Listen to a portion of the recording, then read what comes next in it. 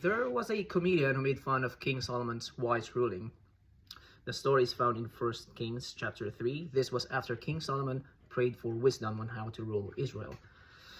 Two women are claiming to be the mother of one baby. And so, of course, that's not true. Only one of them should be the real one. So in chapter 3, verse 23, the king said, "This one says my son is alive and your son is dead, while that one says, no, your son is dead and mine is alive." Then the king said, "Bring me a sword," so that they brought a sword for the king. He then gave an order, "Cut the living child in two and give half to one and half to the other."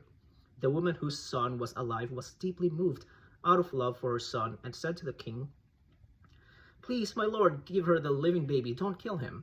But the other said, neither I nor you shall have him. Cut him in two." Then the king gave his ruling, "Give the living baby to the first woman. Do not kill him. She is his mother." When all Israel heard the verdict king had given, they held the king in awe, because they saw that he had wisdom from God to administer justice. So the comedian, I'm not attacking the character of the comedian, because he is comedian. He puts perspective in a funny place, but if he was being sincere in thinking that this was a laughable thing of how King Solomon administered his justice, maybe him and the false mother had the same mindset. They were thinking that King Solomon is not wise, that he is stupid. Of course, King Solomon, he knows that when you cut the baby in half, the baby will die. And so they were convinced that that's what he was trying to do. Now, I will relate this into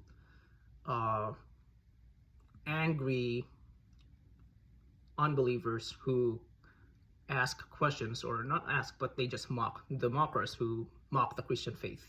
I have no problems answering the questions in faith. It's just I need a little respect from the others. If you find yourself mocking, you're not the person I'm looking forward to talk to. Let's just leave each other be. Now, in 1 Corinthians chapter 1, verse 27, "But God chose the foolish things of the world to shame the wise. God chose the weak things of the world to shame the strong."